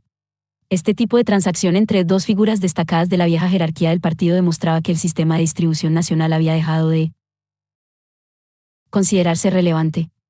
Particularismos, autarquías, la vuelta a prácticas primitivas, parecían ser los resultados visibles de las leyes que habían liberalizado las fuerzas económicas locales, Dileo, 1992, p. 101.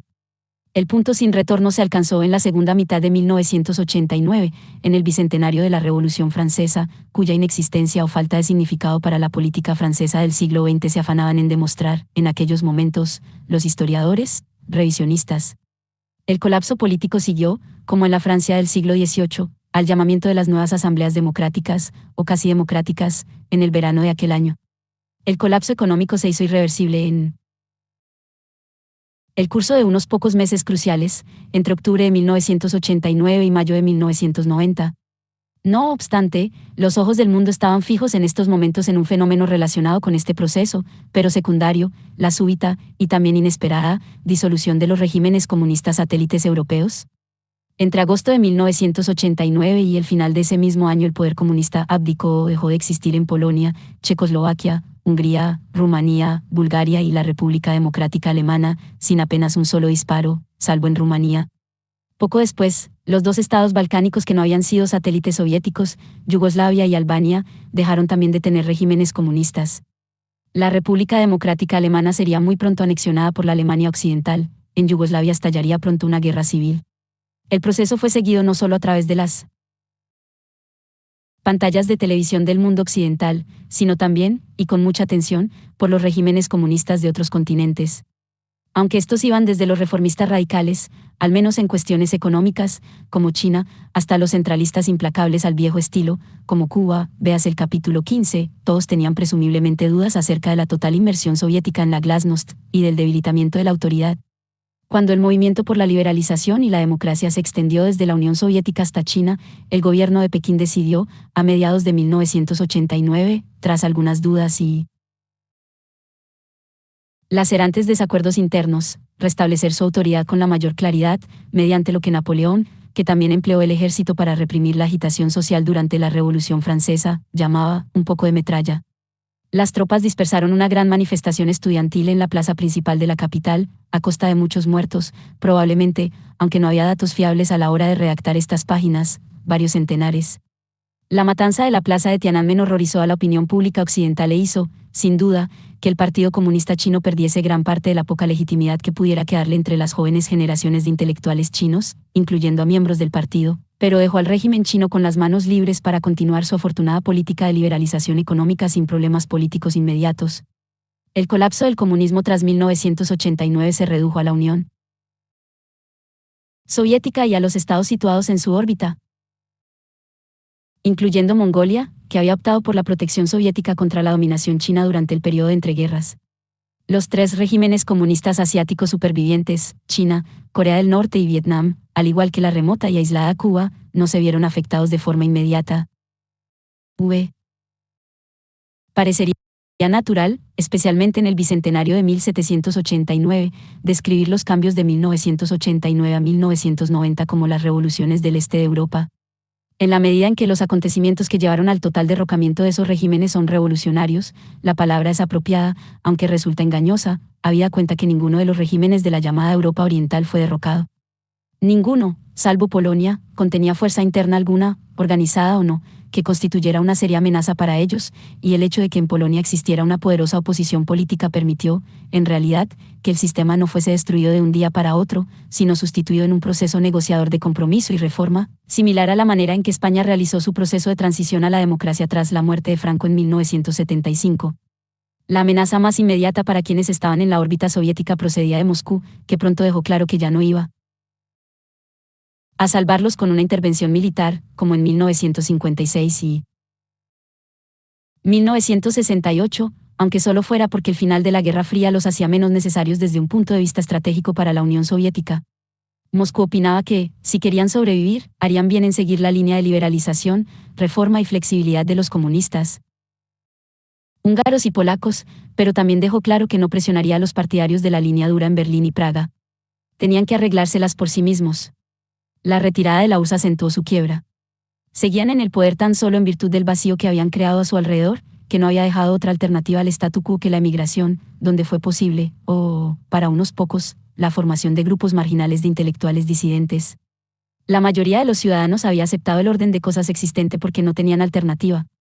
Las personas con energía, talento y ambición trabajaban dentro del sistema, ya que cualquier puesto que requiriese estas características, y cualquier expresión pública de talento, estaba dentro del sistema o contaba con su permiso, incluso en campos totalmente ajenos a la política, como el salto de pértiga o el ajedrez.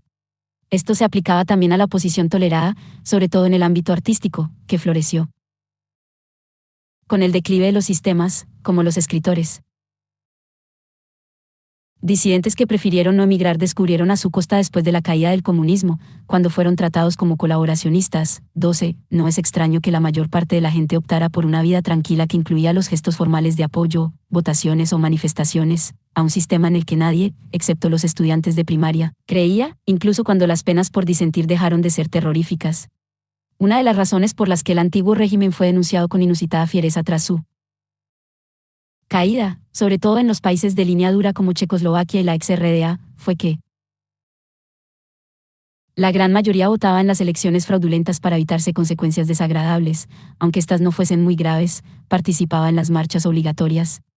Los informadores de la policía se reclutaban con facilidad, seducidos por privilegios miserables, y a menudo aceptaban prestar servicios como resultado de una presión muy leve. Kalakovsky, 1992, pp 55-56.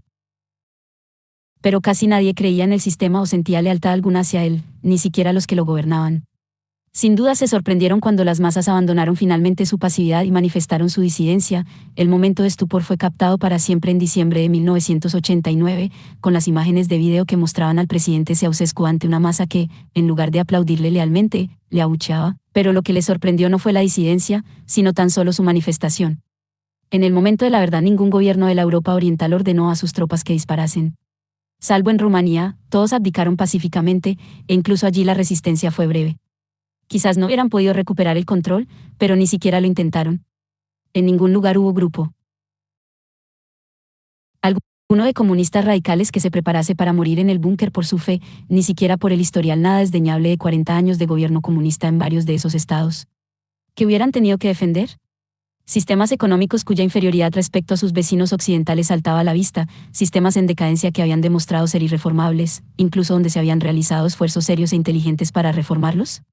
Sistemas que habían perdido claramente la justificación que había sostenido a sus cuadros en el pasado, que el socialismo era superior al capitalismo y estaba destinado a reemplazarlo. ¿Quién podía seguir creyendo esto, aunque hubiese parecido plausible en los años 40 y hasta en los 50? Desde el momento en que los estados comunistas dejaron de estar unidos, y hasta llegaron a enfrentarse en conflictos armados, por ejemplo, China y Vietnam a principios de los 80, ni siquiera se podía hablar de un solo campo socialista. Lo único que quedaba de las viejas esperanzas era el hecho de que la URSS, el país de la Revolución de Octubre, era una de las dos superpotencias mundiales. Con la excepción tal vez de China, todos los gobiernos comunistas, y un buen número de partidos comunistas y de los estados o movimientos del tercer mundo, sabían muy bien cuánto debían a la existencia de este contrapeso al predominio económico y estratégico del otro lado. Pero la URSS se estaba desprendiendo de una carga político-militar que ya no podía soportar, e incluso países comunistas que no dependían de Moscú, Yugoslavia, Albania, podían darse cuenta de cuán profundamente les iba a debilitar su desaparición. En cualquier caso, tanto en Europa como en la Unión Soviética, los comunistas que se habían movido por sus viejas convicciones eran ya una generación del pasado. En 1989, pocas personas de menos de 60 años podían haber compartido la experiencia que había unido comunismo y patriotismo en muchos países, es decir, la Segunda Guerra Mundial y la resistencia, y muy pocos menores de 50 años podían tener siquiera recuerdos vividos de esos tiempos. Para la mayoría, el principio legitimador de estos estados era poco más que retórica oficial o anécdotas de ancianos. 161, era probable, incluso, que los miembros más jóvenes del partido no fuesen comunistas al viejo estilo, sino simplemente hombres y mujeres, no muchas mujeres, por desgracia, que habían hecho carrera en países que resultaban estar bajo dominio comunista. Cuando los tiempos cambiaron, estaban dispuestos, de poder hacerlo, a mudar de chaqueta la primera ocasión. En resumen, quienes gobernaban los regímenes satélites soviéticos, o bien habían perdido la fe en su propio sistema o bien nunca la habían tenido. Mientras los sistemas funcionaban, los hicieron funcionar. Cuando quedó claro que la propia Unión Soviética les abandonaba a su suerte, los reformistas intentaron, como en Polonia y Hungría, negociar una transición pacífica, y los partidarios de la línea dura trataron, como en Checoslovaquia y la RDA, de resistir hasta que se hizo evidente que los ciudadanos ya no les obedecían, aunque el ejército y la policía siguieran haciéndolo. En ambos casos los dirigentes se marcharon pacíficamente cuando se convencieron de que su tiempo se había acabado, tomándose con ello una inconsciente venganza de la propaganda occidental que había afirmado que eso era precisamente lo que no podían hacer los regímenes totalitarios. Fueron reemplazados, en suma, por los hombres y, una vez más, muy pocas mujeres que antes habían representado la disidencia o la oposición y que habían organizado, o, tal vez mejor, que habían logrado convocar, las manifestaciones de masas que dieron la señal para la pacífica abdicación de los antiguos regímenes. Excepto en Polonia, donde la Iglesia y los sindicatos formaban la espina dorsal de la oposición, consistían en unos pocos intelectuales, un grupo de dirigentes que se encontraron por poco tiempo rigiendo los destinos de sus pueblos, frecuentemente, como en las revoluciones de 1848, universitarios o gentes del mundo del arte. Por un momento filósofos disidentes, Hungría, o historiadores medievalistas, Polonia, fueron considerados como candidatos a presidentes o primeros ministros, e incluso un dramaturgo, Václav Havel, se convirtió realmente en presidente de Checoslovaquia, rodeado de un excéntrico cuerpo de consejeros que iban desde un músico de rock norteamericano amigo de los escándalos, hasta un miembro de la alta aristocracia de los Habsburgo, el príncipe Schwarzenberg. Se habló mucho de sociedad civil, es decir, del conjunto de organizaciones voluntarias de los ciudadanos o de las actividades privadas que tomaban el lugar de los estados autoritarios, así como del retorno a los principios revolucionarios antes de que los distorsionara el bolchevismo. 162, por desgracia, como en 1848, el momento de la libertad y la verdad duró poco. La política y los puestos desde los que se dirigían las cuestiones de Estado volvieron a manos de quienes normalmente desempeñan esas funciones. Los frentes, o movimientos cívicos, se desmoronaron tan rápidamente como habían surgido. Lo mismo sucedió en la Unión Soviética, donde el colapso del partido y del Estado se prolongó hasta agosto de 1991. El fracaso de la perestroika y el consiguiente rechazo ciudadano de Gorbachov eran cada día más evidentes, aunque no se advirtiese en Occidente, donde su popularidad seguía siendo muy alta. Esto redujo al líder soviético a realizar una serie de maniobras ocultas y de alianzas cambiantes con los distintos grupos políticos y de poder que habían surgido de la parlamentarización de la política soviética, con lo que se ganó la desconfianza tanto de los reformistas que inicialmente se habían agrupado a su alrededor, y a los que él había convertido en una auténtica fuerza para el cambio del Estado, como del disgregado bloque del partido cuyo poder había roto. Gorbachov fue, y así pasará a la historia, un personaje trágico, como un zar liberador, comunista, a la manera de Alejandro II, 1855.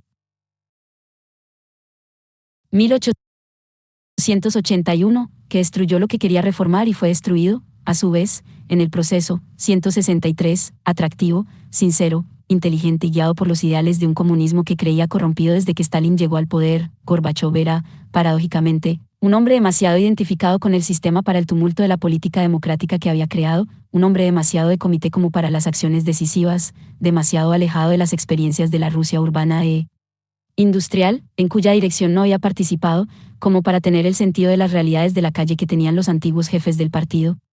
Su problema no era tanto que careciese de una estrategia efectiva para reformar la economía, nadie la ha tenido tras su caída, como que estuviera tan alejado de la experiencia cotidiana de su país. La comparación de Gorbachov con otros dirigentes comunistas soviéticos cincuentones de la generación de posguerra resulta instructiva.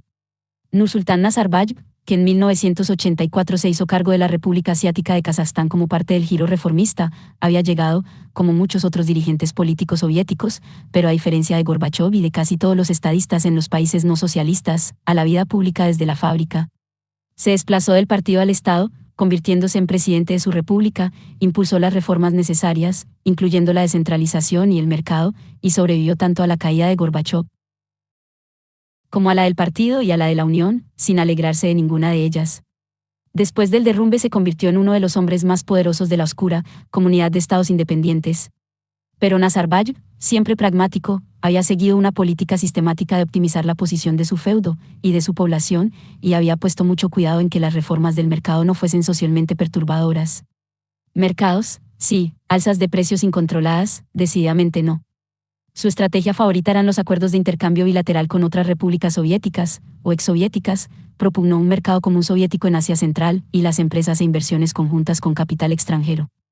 No ponía objeción alguna a los economistas radicales, empleó a algunos procedentes de Rusia, ni siquiera a los no comunistas, puesto que se trajo a uno de los cerebros del milagro económico de Corea del Sur, que demostrasen un conocimiento realista de cómo funcionaban de verdad las economías capitalistas prósperas después de la Segunda Guerra Mundial. El camino a la supervivencia, y puede que al éxito, no estaba pavimentado con buenas intenciones sino con los duros guijarros del realismo. Los últimos años de la Unión Soviética fueron una catástrofe a cámara lenta. La caída de los satélites europeos en 1989 y la aceptación, aunque de mala gana, de la reunificación alemana demostraban el colapso de la Unión Soviética como potencia internacional y, más aún, como superpotencia. Su incapacidad para desempeñar un papel cualquiera en la crisis del Golfo Pérsico, 1990-1991, no hizo más que subrayarlo. Internacionalmente hablando, la Unión Soviética era como un país absolutamente derrotado después de una gran guerra, solo que sin guerra. No obstante, conservaba las fuerzas armadas y el complejo militar industrial de la antigua superpotencia, una situación que imponía severos límites a su política. Sin embargo, aunque esta debacle internacional alentó el secesionismo en aquellas repúblicas con fuerte sentimiento nacionalista, especialmente en los países bálticos y en Georgia, Lituania tanteó el terreno con una provocativa declaración de independencia total en marzo de 1990, 164. La desintegración de la Unión no se debió a fuerzas nacionalistas. Fue obra, principalmente, de la desintegración de la autoridad central, que forzó a cada región o subunidad del país a mirar por sí misma y, también, a salvar lo que pudiera de las ruinas de una economía que se deslizaba hacia el caos. En los 2 últimos años de la Unión Soviética, el hambre y la escasez acechaban tras cualquier cosa que ocurriese. Los desesperados reformistas, que procedían en buena medida de los universitarios que habían sido los principales beneficiarios de la glasnost, se vieron empujados hacia un extremismo apocalíptico. No se podía hacer nada hasta que el viejo sistema y todo cuanto se relacionara con él fuera totalmente destruido. En términos económicos, el sistema debía ser completamente pulverizado mediante la privatización total y la introducción de un mercado libre al 100%, de inmediato y al precio que fuese. Se propusieron planes radicales para llevar esto a cabo en cuestión de semanas o de meses. Había un programa de 500 días. Estos proyectos políticos no se basaban en conocimiento alguno del libre mercado o de las economías capitalistas, aunque fuesen vigorosamente recomendados por economistas y expertos financieros estadounidenses o británicos de visita, cuyas opiniones, a su vez, tampoco se basaban en conocimiento alguno de lo que realmente sucedía en la economía soviética. Todos acertaron al suponer que el sistema existente, o más bien la economía planificada, mientras existía, era muy inferior a las economías basadas principalmente en la propiedad privada y la empresa privada, y que el viejo sistema, incluso en una forma modificada, estaba condenado a desaparecer. Pero todos fracasaron en la tarea de enfrentarse al problema real de cómo una economía de planificación centralizada podía, en la práctica, transformarse en una u otra versión de una economía dinamizada por el mercado. En lugar de ello, se limitaron a repetir demostraciones de primer curso de económicas acerca de las virtudes del mercado en abstracto, que, sostenían, llenaría los estantes de las tiendas con mercancías ofrecidas por los productores a precios razonables, así que se permitiera el libre juego de la oferta y la demanda. La mayoría de los sufridos ciudadanos de la Unión Soviética sabían que esto no iba a ocurrir, y en efecto, después del breve tratamiento de shock de la liberalización, no ocurrió. Por otra parte, ningún conocedor serio del país creía que en el año 2000 el Estado y el sector público de la economía soviética no seguirían siendo fundamentales. Los discípulos de Friedrich Hayek y Milton Friedman condenaban la mera idea de una economía mixta de este tipo, pero no tenían ningún consejo que ofrecer acerca de cómo se podía dirigir o transformar. Sin embargo, cuando llegó, la crisis final no fue económica sino política. Para prácticamente la totalidad del establishment de la Unión Soviética, desde el partido, pasando por los planificadores y los científicos, por el Estado, las Fuerzas Armadas, el aparato de seguridad y las autoridades deportivas, la idea de una ruptura total de la URSS era inaceptable. No podemos saber si un número considerable de ciudadanos soviéticos, dejando a un lado los de los estados bálticos, deseaban o siquiera imaginaban esta ruptura. Aún después de 1989, pero parece dudoso, cualesquiera que sean las reservas que tengamos sobre las cifras, el 76% de los votantes en el referéndum de marzo del 1991 se manifestaron a favor del mantenimiento de la Unión Soviética como una federación renovada de repúblicas iguales y soberanas, donde los derechos y libertades de cada persona de cualquier nacionalidad estén salvaguardados por completo. Pravda, 25-1-1991. La ruptura no figuraba oficialmente en el programa de ningún político importante de la Unión. No obstante, la disolución del centro pareció reforzar las fuerzas centrífugas y hacer inevitable la ruptura, a causa también de la política de Boris Yeltsin, cuya estrella ascendía a medida que la de Gorbachov se apagaba. En aquel momento la Unión era una sombra y las repúblicas la única realidad.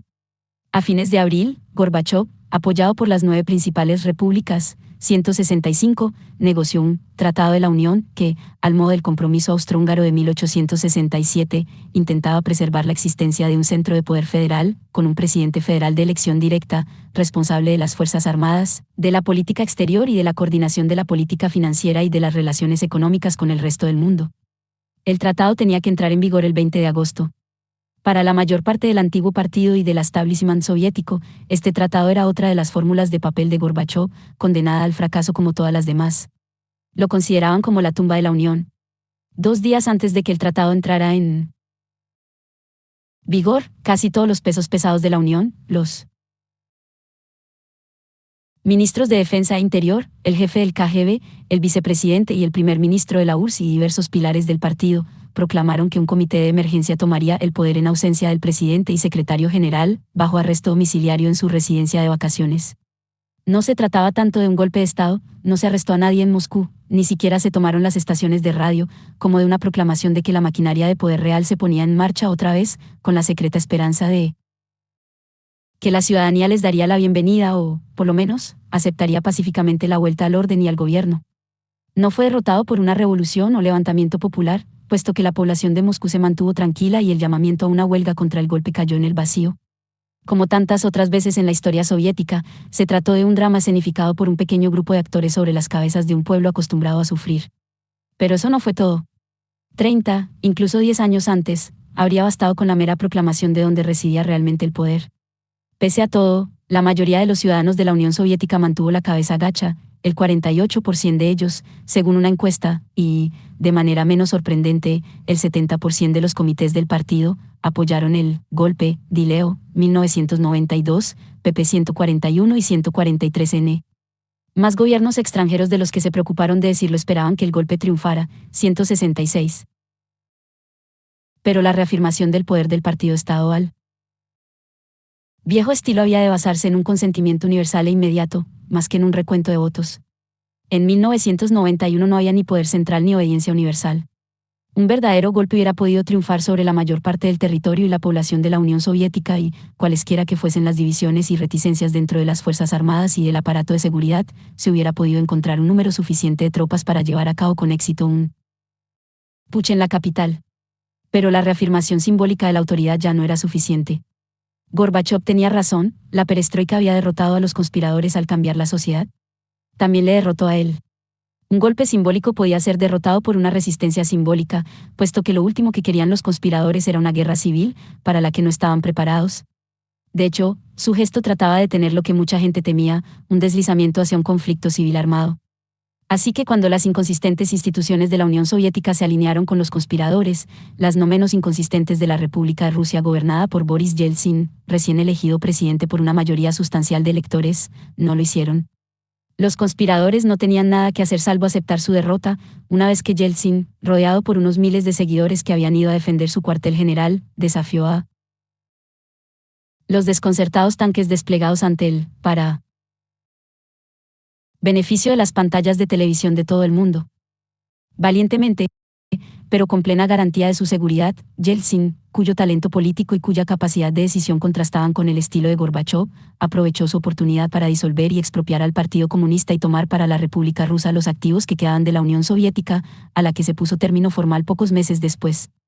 El mismo Gorbachov fue empujado al olvido. El mundo, que había estado dispuesto a aceptar el golpe, aceptaba ahora el mucho más eficaz contragolpe de Yeltsin y trató a Rusia como la sucesora natural de la fenecida URSS en las Naciones Unidas y en todos los demás foros. El intento por salvar la vieja estructura de la Unión Soviética la había destruido de forma más súbita e irreparable de lo que nadie hubiera esperado. De todas maneras, no había resuelto ninguno de los problemas de la economía, del Estado ni de la sociedad. En un aspecto los había agravado, ya que ahora las otras repúblicas temían a su hermana mayor, Rusia, como nunca habían temido una Unión Soviética no nacional, sobre todo por el hecho de que el nacionalismo ruso era la mejor carta que Yeltsin podía jugar para conciliarse las Fuerzas Armadas, cuyo núcleo central siempre había estado compuesto por personas de origen gran ruso. Como la mayoría de las repúblicas contaban con grandes minorías de personas de etnia rusa, la insinuación de Yeltsin de que las fronteras entre las repúblicas deberían renegociarse aceleró la carrera hacia la separación total. Ucrania declaró inmediatamente su independencia. Por vez primera, poblaciones habituadas a la opresión imparcial de todos, incluyendo a los gran rusos, por parte de la autoridad central tenían razones para temer la opresión de Moscú en favor de los intereses de una nación. De hecho, esto puso fin a la esperanza de mantener ni siquiera una apariencia de unión, puesto que la espectral comunidad de estados independientes que sucedió a la Unión Soviética perdió muy pronto toda realidad, e incluso el último superviviente de la Unión, el poderoso equipo unificado que compitió en los Juegos Olímpicos de 1992, derrotando a los Estados Unidos, no parecía destinado a una larga vida. Por ello, la destrucción de la Unión Soviética consiguió invertir el curso de cerca de 400 años de historia rusa y devolver al país las dimensiones y el estatus internacional de la época anterior a Pedro el Grande, 1672 a 1725. Puesto que Rusia, ya fuese bajo los zares o bajo la Unión Soviética, había sido una gran potencia desde mediados del siglo XVIII, su desintegración dejó un vacío internacional entre Trieste y Vladivostok que no había existido previamente en la historia del mundo moderno, salvo durante el breve periodo de guerra civil entre 1918 a 1920, una vasta zona de desorden, conflicto y catástrofes potenciales. A esto habrían de enfrentarse los diplomáticos y militares del mundo al final del milenio. B. Dos observaciones pueden servir para concluir este panorama. La primera, señalar cuán superficial demostró ser el arraigo del comunismo en la enorme área que había conquistado con más rapidez que ninguna ideología desde el primer siglo del Islam. Aunque una versión simplista del marxismo-leninismo se convirtió en la ortodoxia dogmática, secular, para todos los habitantes entre el Elba y los mares de China, esta desapareció de un día a otro junto con los regímenes políticos que la habían impuesto. Dos razones podrían sugerirse para explicar un fenómeno histórico tan sorprendente. El comunismo no se basaba en la conversión de las masas, sino que era una fe para los cuadros, en palabras de Lenin, para las vanguardias. Incluso la famosa frase de Mao sobre las guerrillas triunfantes moviéndose entre el campesinado como pez en el agua, implica la distinción entre un elemento activo, el pez, y otro pasivo, el agua. Los movimientos socialistas y obreros no oficiales, incluyendo algunos partidos comunistas de masas, podían identificarse con su comunidad o distrito electoral, como en las comunidades mineras. Mientras que, por otra parte, todos los partidos comunistas en el poder eran, por definición y por voluntad propia, élites minoritarias. La aceptación del comunismo por parte de las masas no dependía de sus convicciones ideológicas o de otra índole, sino de cómo juzgaban lo que les deparaba la vida bajo los regímenes comunistas, y cuál era su situación comparada con la de otros.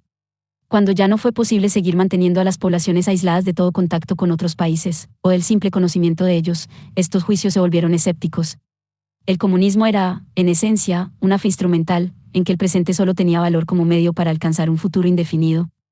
Excepto en casos excepcionales, por ejemplo, en guerras patrióticas, en que la victoria justifica los sacrificios presentes, un conjunto de creencias como esta se adapta mejor a sectas o élites que a iglesias universales, cuyo campo de operaciones, sea cual sea su promesa de salvación final, es y debe ser el ámbito cotidiano de la vida humana. Incluso los cuadros de los partidos comunistas empezaron a concentrarse en la satisfacción del asterisco necesidades ordinarias de la vida una vez que el objetivo milenarista de la salvación terrenal, al que habían dedicado sus vidas, se fue desplazando hacia un futuro indefinido. Y, sintomáticamente, cuando esto ocurrió, el partido no les proporcionó ninguna norma para su comportamiento. En resumen, por la misma naturaleza de su ideología, el comunismo pedía ser juzgado por sus éxitos y no tenía reservas contra el fracaso. Pero, ¿por qué fracasó o, más bien, se derrumbó? La paradoja de la Unión Soviética es que, con su desaparición, corroboró el análisis de Karl Marx, que había tratado de ejemplificar.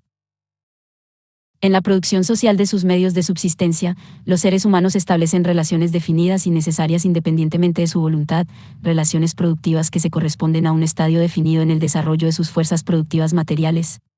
En un cierto estadio de su desarrollo, las fuerzas productivas materiales de la sociedad entran en contradicción con las relaciones productivas existentes o, lo que no es más que una expresión legal de ello, con las relaciones de propiedad en las que se habían movido antes. De ser formas de desarrollo de las fuerzas productivas, estas relaciones se transforman en sus grilletes. Entramos, entonces, en una era de revolución social. Rara vez se ha dado un ejemplo más claro de cómo las fuerzas de producción descritas por Marx entran en conflicto con la superestructura social, institucional e ideológica que había transformado unas atrasadas economías agrarias en economías industriales avanzadas, hasta el punto de convertirse de fuerzas en grilletes para la producción. El primer resultado de la era de revolución social, así iniciada, fue la desintegración del viejo sistema. Pero, ¿qué lo podía reemplazar? Aquí no podemos seguir el optimismo del Marx del siglo XIX, que sostenía que el derrocamiento del viejo sistema debía llevar a uno mejor, porque la humanidad se plantea siempre solo aquellos problemas que puede resolver. Los problemas que la humanidad, o mejor dicho los bolcheviques, se habían planteado en 1917 no eran solubles en las circunstancias de su tiempo y lugar, o solo lo eran de manera muy parcial. Y hoy en día requeriría un alto grado de confianza sostener que vemos en un futuro previsible alguna solución para los problemas surgidos del colapso del comunismo soviético, o que cualquier solución que pueda surgir en la próxima generación afectará a los habitantes de la antigua Unión Soviética y de la zona comunista de los Balcanes como una mejora. Con el colapso de la Unión Soviética, el experimento del socialismo realmente existente llegó a su fin. Porque, incluso donde los regímenes comunistas sobrevivieron y alcanzaron éxito, como en China, se abandonó la idea original de una economía única, centralizada y planificada, basada en un Estado totalmente colectivizado o en una economía de propiedad totalmente cooperativa y sin mercado. ¿Volverá a realizarse el experimento? Está claro que no, por lo menos en la forma en que se desarrolló en la Unión Soviética y probablemente en ninguna forma, salvo en situaciones tales como una economía de guerra total o en otras emergencias análogas. Ello se debe a que el experimento soviético se diseñó no como una alternativa global al capitalismo, sino como un conjunto específico de respuestas a la situación concreta de un país muy vasto y muy atrasado en una coyuntura histórica particular e irrepetible. El fracaso de la revolución en todos los demás lugares dejó sola a la Unión Soviética con su compromiso de construir el socialismo en un país donde, según el consenso universal de los marxistas en 1917, incluyendo a los rusos, las condiciones para hacerlo no existían en absoluto. El intento hizo posibles, con todo, logros harto notables, entre ellos, la capacidad para derrotar a Alemania en la Segunda Guerra Mundial, aunque con un coste humano intolerable, sin contar con el coste de lo que, al final, demostraron ser una economía sin salida y un sistema político que no tenía respuestas para ella. ¿No había predicho acaso Georgi Plejánov, el padre del marxismo ruso, que la Revolución de Octubre llevaría, en el mejor de los casos, a un imperio chino teñido de rojo? El otro socialismo, realmente existente, el que surgió bajo la protección de la Unión Soviética, sufrió las mismas desventajas, aunque en menor medida y, en comparación con la URSS, con mucho menos sufrimiento humano. Un nuevo resurgimiento o renacimiento de este modelo de socialismo no es posible, deseable ni, aun suponiendo que las condiciones le fueran favorables, necesario. Una cuestión distinta es en qué medida el fracaso del experimento soviético pone en duda el proyecto global del socialismo tradicional, una economía basada, en esencia, en la propiedad social y en la gestión planificada de los medios de producción, distribución e intercambio. Que un proyecto así es, en teoría, económicamente racional es algo que los economistas aceptaban ya antes de la Primera Guerra Mundial, aunque, curiosamente, la teoría correspondiente no fue desarrollada por economistas socialistas, sino por otros que no lo eran. Que esta economía iba a tener inconvenientes prácticos, aunque solo fuese por su burocratización, era obvio. Que tenía que funcionar, al menos en parte, de acuerdo con los precios, tanto los del mercado como unos precios contables, realistas. También estaba claro, si el socialismo había de tomar en consideración los deseos de los consumidores y no limitarse a decirles lo que era bueno para ellos. De hecho, los economistas socialistas occidentales que reflexionaban sobre estas cuestiones en los años 30, cuando tales cosas se discutían con toda naturalidad, proponían la combinación de planificación, preferiblemente descentralizada, y precios. Naturalmente, demostrar la viabilidad de esta economía socialista no supone demostrar su superioridad frente a, digamos, una versión socialmente más justa de la economía mixta de la Edad de Oro, ni mucho menos que la gente haya de preferirla.